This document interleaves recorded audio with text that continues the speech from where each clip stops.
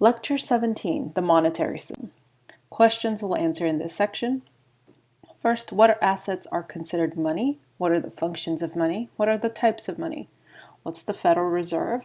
What role do banks play in the monetary system? How do banks create money? And how does the Federal Reserve control the money supply? What is money and why is it important? Without money, trade would require barter, which is the exchange of one good or service for another. Every transaction would require a double coincidence of wants. This is the unlikely occurrence that two people each have a good the other wants. Now, in certain cases, if search costs are really low, that could be something that is a possibility, but that cannot be any kind of substitute for the modern economy. So why money was invented, you guys can have a little look at that photo. The next slide will show you a video of the history of money. They say money makes the world go round. We're going around the world to show you what made money in the first place. The concept of currency ultimately boils down to trade. It's a behavior as human as eating or breathing. Humans may have been trading since they were Neanderthals, but the earliest recorded instances date back to 9000 BCE.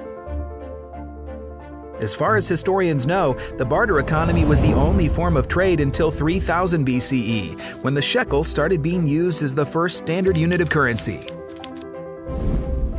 Money as we know it today started to take shape around 600 BCE, when the first national currency was created. Coins were standard in civilizations around the world until the Song dynasty printed the first paper money. Backed by gold, silver, and silk, paper currency was lighter and more convenient to carry. In the Middle Ages, the concepts of banking and commercialized debt emerged. While lending occurred throughout history, Italian merchants started turning a profit by financing the sea voyages of other traders. In the centuries that followed, the Industrial Revolution allowed people and ideas to move more freely. The movement of money wasn't far behind. Money wires made it faster and easier to send money across the world. Lending took on a new, more convenient form when the Diners Club began issuing credit cards that could be used at multiple locations, unlike the single-store cards before them. The advent of the internet bred digital payments like online wire transfers and e-commerce, and in the last 20 years, our phones have become extensions of our wallets. Even to this day, money continues to evolve. In 2008, anonymous coders released Bitcoin, the first decentralized virtual currency on the internet. While early forms of currency like cash and coins are as relevant as ever, we now have a wealth of choices for how we use money. Innovation has drastically changed what trade looks like, but the basic premise hasn't changed since the dawn of mankind. The three functions of money. Money can be used as a medium of exchange, which is an item buyers give to sellers when they want to purchase goods and services. It can be a unit of account, which is the yardstick people use to post prices and record debts. And importantly, you can use it as a store of value, which is an item people can use to transfer purchasing power from the present to the future. There's two kinds of money. Commodity money, which takes the form of a commodity with intrinsic value, such as gold coins. And then fiat money, money without intrinsic value, used up money because of government decree, such as the US dollar and pretty much every other paper-based currency in the world. Let's have a look at a video of what gives a dollar its value.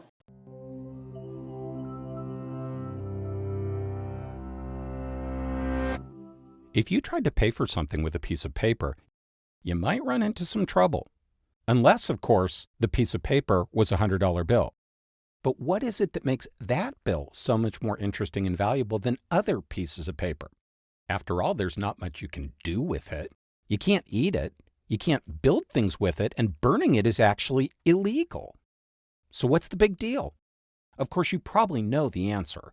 A $100 bill is printed by the government and designated as official currency, while other pieces of paper are not. But that's just what makes them legal. What makes a $100 bill valuable, on the other hand, is how many or few of them are around. Throughout history, most currency, including the US dollar, was linked to valuable commodities, and the amount of it in circulation depended on a government's gold or silver reserves. But after the U.S. abolished the system in 1971, the dollar became what is known as fiat money, meaning not linked to any external resource, but relying instead solely on government policy to decide how much currency to print. So which branch of our government sets this policy? The executive, the legislative, or the judicial?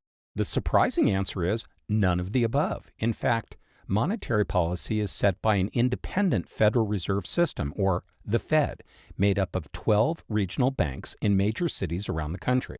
Its Board of Governors, which is appointed by the President and confirmed by the Senate, reports to Congress, and all of the Fed's profit goes into the U.S. Treasury. But to keep the Fed from being influenced by the day-to-day vicissitudes of politics, it is not under the direct control of any branch of government. So why doesn't the Fed just decide to print infinite $100 bills to make everyone happy and rich? Well, because then the bills wouldn't be worth anything. Think about the purpose of currency, which is to be exchanged for goods and services.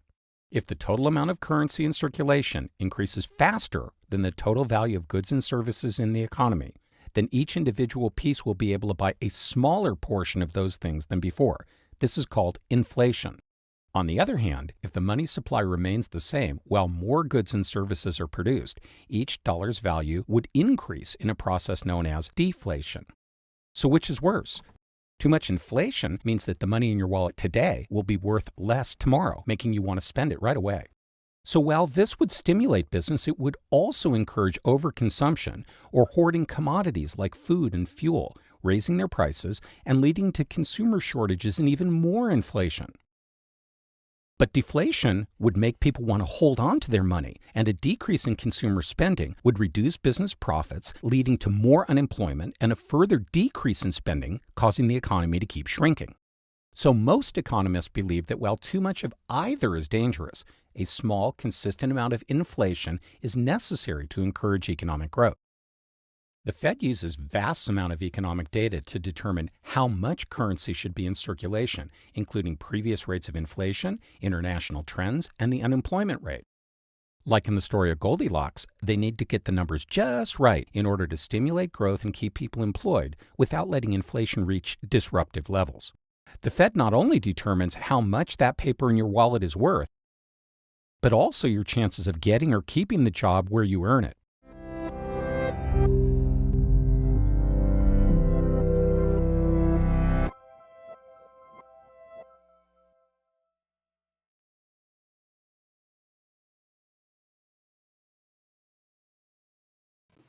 Here's something familiar to all of us. This is a US dollar, right? This is the front of the dollar and this is the back of the dollar. And it gives us a lot of information. First, it gives us the Federal Reserve District number where the currency was actually printed. In this case, you can see it was District 6. And also this letter F is also an indication of which Federal Reserve Bank actually printed that currency. You have the serial number of the currency and the number of the position of where that currency was in the printing press. You have the signature of the U.S. Treasury Secretary and the Treasurer of the United States as well. You also have the plate serial number as well as the series date, etc. On the back, you have the Great Seal of the United States, both sides. And once again, you have the serial plate number. So these are all the identifying features of a dollar.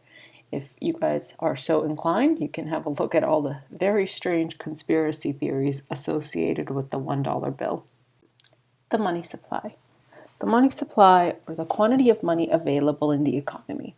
What assets should be considered part of the money supply? Should we have currency, demand deposits? Let's rule out a few options. So ruling out some of our candidates for money supply, let's think about liquidity. Liquidity is how quickly an asset can be turned into cash or dollars. So basically, if exchange is easy, quick, and at no cost, then it becomes a very, very liquid asset. The most liquid asset is, of course, currency, right? Other examples would be stocks and bonds, mutual funds, commodities as well, like gold and silver.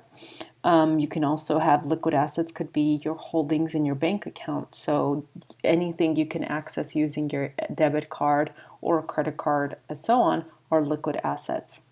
Non-liquid assets could be your coin collection, any real estate, art, wine collection, antiques. And the reason that these are non-liquid assets or ways of, again, maintaining your wealth is because if you have a home, in order for you to convert that home into cash, you need to first sell it. And in order to sell it, you have to put it on the market, right? You have to jump through quite a few hoops before you go from real estate into currency, right? And this process could take anywhere from 1 to 6 months, depending on how much demand there is for your specific home or real estate offering. In the case of antiques, right, they're worth what someone values them.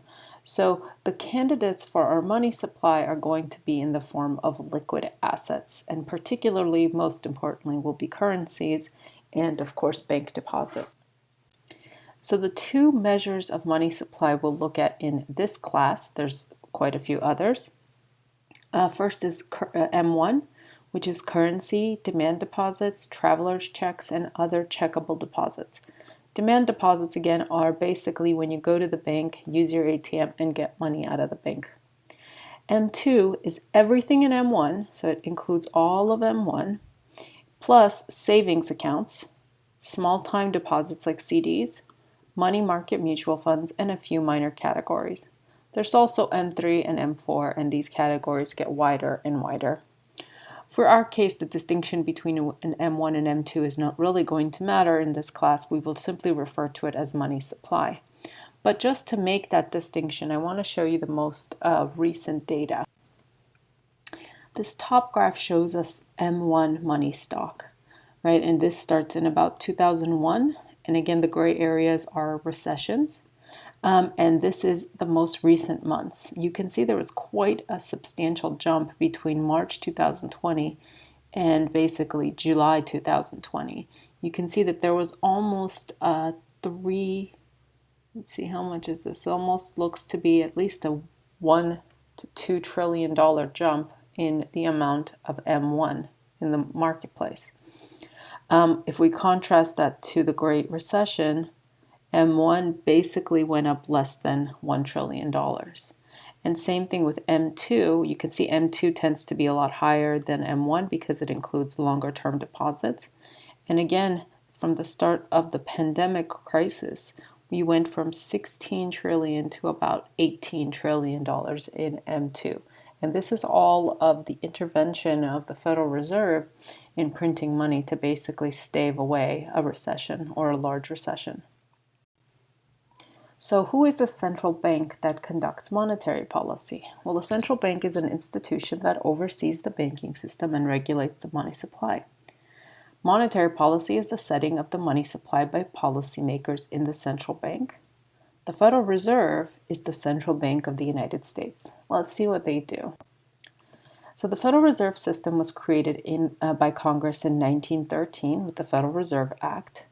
And it included the responsibilities for the Fed, which included influencing the supply of money and credit, regulating and supervising financial institutions, serving as the banker and fiscal agent for the U.S. government, supplying payments to services to the public through depository institutions like banks, credit unions, and savings and loans, and payment services including issuing, transferring, redeeming U.S. government securities, processing and clearing checks, and transferring funds. So your checks actually clear in the Federal Reserve. The Fed's three functions are to do the following: conduct the nation's monetary supply, provide and maintain an efficient and effective payment system, and supervise and regulate banking operations. Next video we'll go through what is the Fed.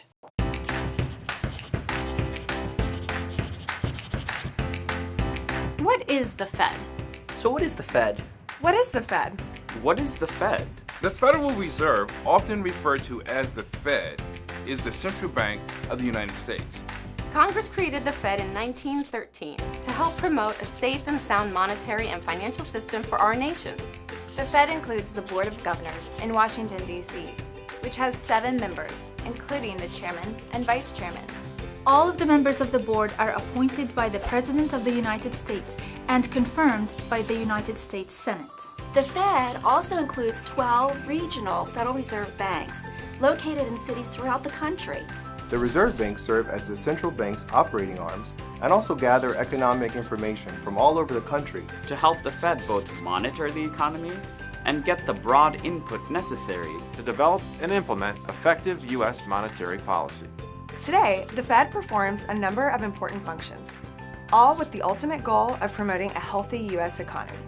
One of the Fed's most recognizable functions is conducting U.S. monetary policy, which involves influencing interest rates and the availability of money and credit in our economy.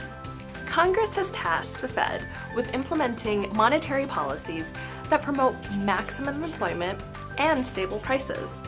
High levels of employment provide people with more economic opportunities, and stable prices promote growth by making it easier for households and businesses to plan for the future.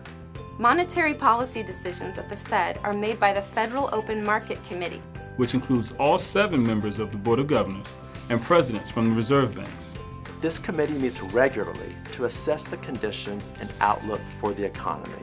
In addition to conducting monetary policy, the Federal Reserve also helps to supervise and regulate the nation's banks and works to promote a stable financial system for consumers, communities, and businesses. The Fed also works with communities, nonprofit organizations, and others across the nation to address housing problems, promote equal access to credit, and advance economic and community development. The Fed also promotes stability in the financial system, because instability in the financial system can pose a severe threat to the broader economy and communities across the nation. The Fed also acts as a bank to other banks by clearing checks, making electronic payments, and providing the currency that Americans need and use every day. Our nation's economy and financial system face constant challenges. The Fed is working every day to address those challenges and is committed to helping foster good economic conditions and outcomes. Employment opportunities, stable prices, and financial stability that benefit all Americans. And we are also the Fed. To learn more about the Federal Reserve, you'll find a wide range of resources on the Board of Governors website at federalreserve.gov.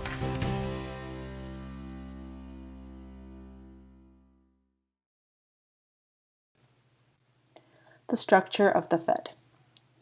The Fed is comprised of the Board of Governors, which includes 7 members, located in Washington, D.C., of which the chair is currently Jerome Powell, and he's been in office from February 5th, 2018 to now at this point. We have 12 regional Federal Reserve banks, and here this map shows you the location of those 12 regional banks. And there also is a Federal Open Market Committee, which includes the Board of Governors and presidents of some of the regional banks. The Federal Open Market Committee is what decides on monetary policy, which means they get to decide how much money gets injected into the banking system and into the economy. The regional managers actually will rotate being in the Board of Governors or in the Federal Open Market Committee, except the manager of the Bank of New York, who basically is a consistent member of the FOMC, and that is pretty much because New York basically runs the financial system in the United States. Another branch of government that is involved in the money supply of the United States is the U.S. Treasury. The Treasury Department is the executive agency responsible for promoting economic prosperity and ensuring financial security for the United States. Their responsibilities include advising the President on economic and financial issues, encouraging sustainable growth, and fostering improved governments and financial institutions. A few other functions of the Fed: they produce coin and currency, they disperse the payments to American public, they are the collectors of revenue, and also they borrow funds necessary to run the federal government. So the Federal Reserve prints the currency, but the Department of the U.S. Treasury creates the coinage. The department works with other federal agencies, foreign governments, and international financial institutions to encourage global economic growth, raise living standards, and, to the extent possible, predict and prevent economic and financial crises. And finally, the U.S. Treasury also performs critical and far-reaching role in enhancing national security by implementing economic sanctions against U.S. threats, identifying and targeting financial support networks of national security threats, and improving safeguards to our financial system. Who is the Treasury Secretary and what is their role? That's the next video we'll have a look at. Minute MBA. What does the Secretary of the Treasury do? 1. He advises the President. As a member of the Cabinet, the Secretary advises POTUS on financial policy in areas like trade, taxation, borrowing, and lending. This is important practice because if the President, Vice President, Speaker of the House, President of the Senate, and Secretary of State all spontaneously combusted, you'd be looking at the new Commander-in-Chief. 2. He balances one of the world's largest checkbooks. The Secretary is responsible for keeping all accounts in good standing with the largest holders of U.S. debt, China holding $1.17 trillion and Japan holding $1.1 trillion. The Treasury pays for its debt by issuing fancy, interest-earning IOUs like securities and savings bonds. 3. He makes money, literally. The U.S. Mint does the printing, but the Treasury Secretary is the one who decides when and how much to print. Last year, $974 million in new greenbacks were printed, 95% of which replaced worn-out, overly faded bills heading into retirement. 4. He enforces the law like a boss. In addition to your standard tax evaders, the Treasury also goes after counterfeiters and forgers with a squad of elite crime fighters, the Secret Service. And hey, if you're ever in the market for a gently used G5, the Treasury holds auctions of government-seized property throughout the year. 5. He kicks other countries where it counts, the pocketbook. What do Cuba, North Korea, Zimbabwe, Lebanon, and Belarus all have in common? They and 11 other nations are currently under economic sanctions by the U.S. Department of the Treasury. To learn more about executive management, check out onlinemba.com. To think about the role of banks, let's start by assuming a world where banks don't exist. Where would you go to borrow money? What would you do with your savings? Would you be able to borrow, save as much as you need when you need it in the form that is convenient for you? And what risk would you save as a borrower or a saver? The role of the banks. Banks operate by borrowing funds, usually by accepting deposits or by borrowing in the money markets. Banks borrow from individuals, businesses, financial institutions, and governments with surplus funds or savings. They then use the deposits and borrowed funds to make a loan or to purchase securities. Banks make these loans to businesses, other financial institutions, individuals, and governments, right, that need these funds in form of investment. Interest rates provide the price signals for borrowers and lenders in the bank. Through the process of taking deposits, making loans, responding to interest rate signals, the banking system helps channel funds from borrowers to savers. Now let's see their role in the money supply. The United States currently functions under a fractional reserve banking system. Banks keep a fraction of deposits as reserves and use the rest to make loans. The Fed establishes a reserve requirement, which is the regulation on the minimum amount reserves banks must hold against deposits, and banks may hold more than the minimum if they choose. The reserve ratio is R. This is the fraction of deposits that banks hold as reserves, total reserves as a percentage of total deposits. Let's look at a bank T account. This is a bank's simple T account. We're going to use it to elaborate on the fractional banking system and the role of banks in the money supply. So this is a simplified bank statement. We have assets that include reserves and loans. These are the assets for the bank. So basically the reserves are what they hold in the vaults. The loans are money they've lent out that are now owed to them. Deposits are going to be the money that you went and put into the bank. So notice in this example that the reserve ratio is 10%, right? They keep 10% in reserve and lend out the other 9%. Suppose there's $100 in circulation. To determine banks' impact on the money supply, we calculate the money supply in 3 different cases. The first is no banking system. The second is 100% reserve banking, where banks hold all the reserves. They're basically just we could just imagine it as an institution that just holds your money in cash. And we have a fractional reserve banking system. There's only one system where the banks act as a creator of money. So case 1, no banking system. The public holds $100 as currency, so the money supply is equal to $100. So there's no effect of multiplication through the banking system. Second case, 100% reserve banking. Public deposits their $100 into First National Bank, and the bank holds all $100 as reserves. So the money supply is currency plus deposits. So currency is $0 as we've put our money in the bank, deposits equal 100, and therefore the bank money supply is equal to 100. One thing I want you guys to notice is that the asset side of the equation must always equal the liability side of the equation. So in 100% reserve banking, banks have no effect on the money supply. Now let's look at when they do. Now let's see what happens when we have a fractional reserve banking system. Suppose that the First National Bank is going to lend out everything but 10% of its deposits. So the reserve ratio is 10%. So you go into the bank, you deposit your $100, the bank lends out 90 and retains 10. What does that mean? Well, depositors now have $100 in the bank, and borrowers now have $90 in currency. So the current money supply is going to be $190. Now notice, the Federal Reserve created $100 in currency, but through the processing of the banking system, we practically doubled that deposit. So how did the money supply suddenly grow? Well, when banks make loans, they create money. The borrower gets $90 in currency as an asset counted in the money supply, and $90 in new debt, a liability that does not have an offsetting effect on the money supply. So a fractional reserve banking system creates money, but not wealth. So let's look at the second national bank. So the second borrower that borrowed from First National Bank goes to Second National Bank and deposits their $90.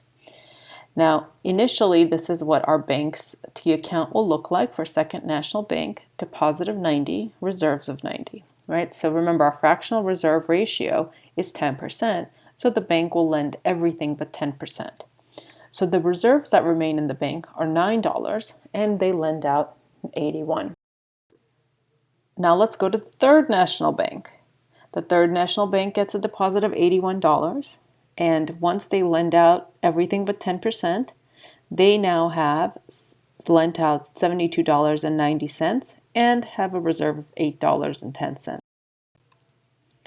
This loan process continues over and over again, and what we found is that with the original deposit, right, the cash creation of $100, we actually generated $1,000 in money supply.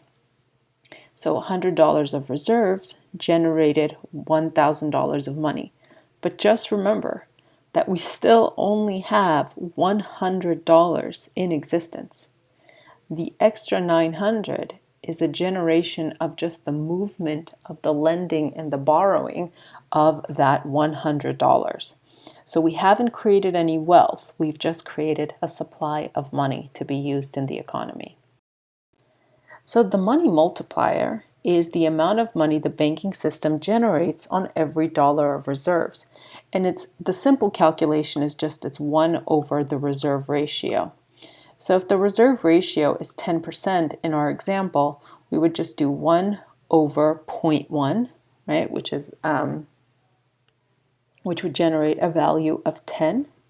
And so $100 times 10 generates $1,000 of money. What if we had a reduction in our reserve ratio? What if the reserve ratio became 5%? Well, what that would mean is that the money multiplier would be 1 over 0.05, or would be 20. And 20 times 100 would generate $2,000 of money. So the lower the reserve ratio, the higher the money multiplier, which means the more money gets created through the banking system. Now, remember that in effect, we only have $100. What would happen if all the borrowers went to the banks at the same time to extract their funds? Well, that would be what's called a bank run. A bank run is when people suspect their banks are in trouble, they may run to the bank to withdraw their funds, holding more currency and less deposits. So under fractional reserve banking, banks don't have enough reserves to pay off all depositors, Hence, banks may have to close.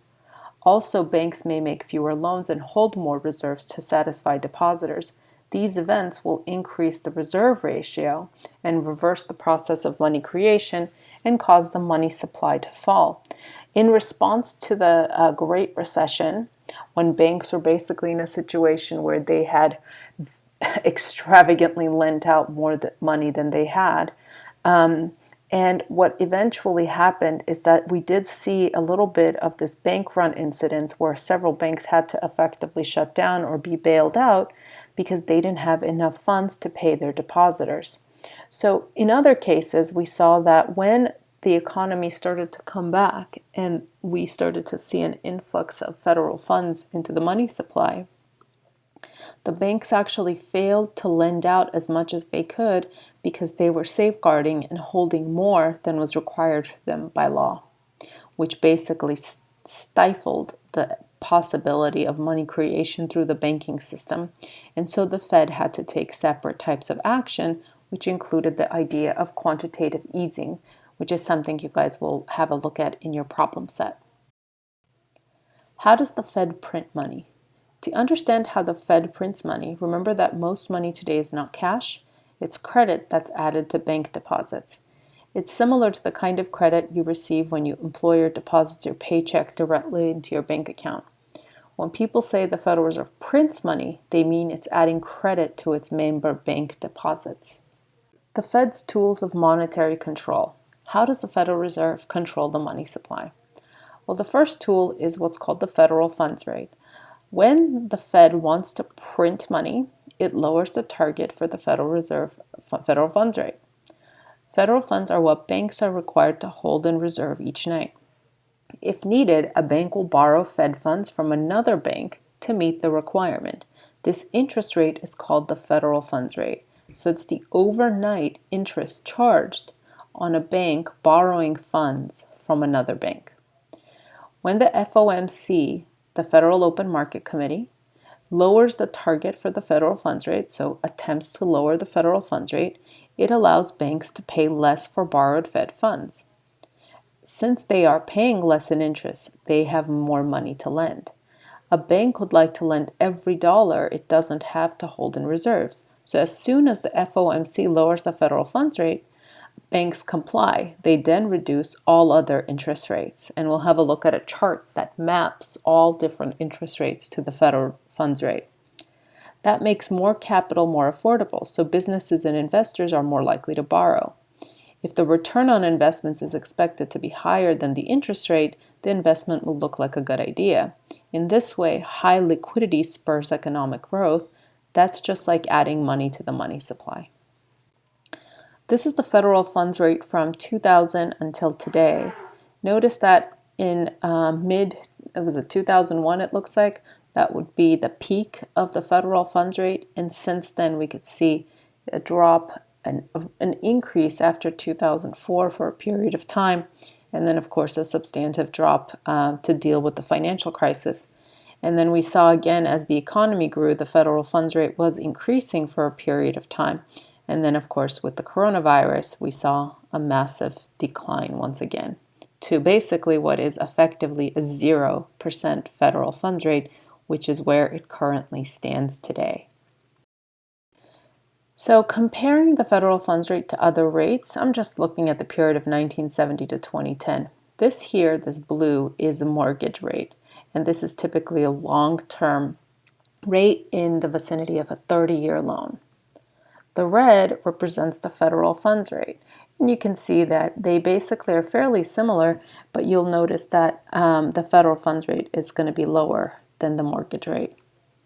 Here's the prime rate, and from the prime rate, a lot of short-term car loans, 3-year to 5-year car loans are created and so on.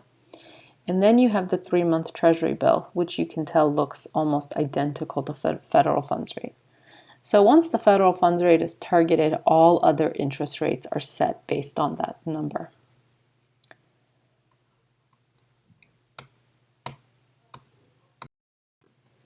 The Fed's second tool is the open market operation that's conducted by the FOMC. This is the purchase and sale of U.S. government bonds by the Fed.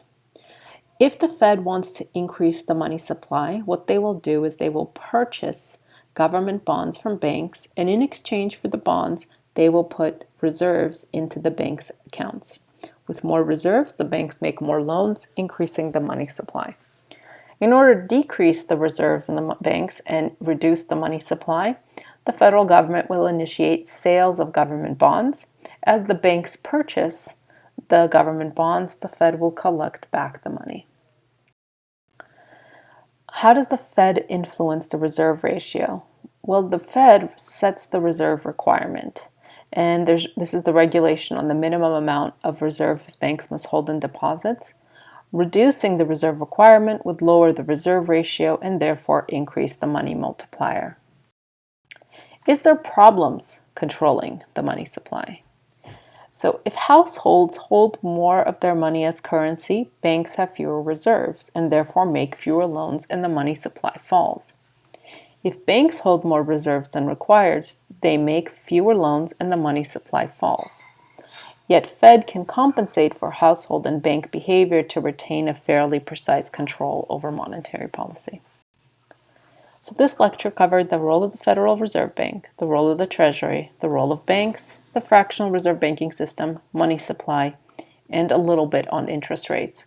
We will look more at the functioning of the money mechanism and how it relates to inflation in our next lecture.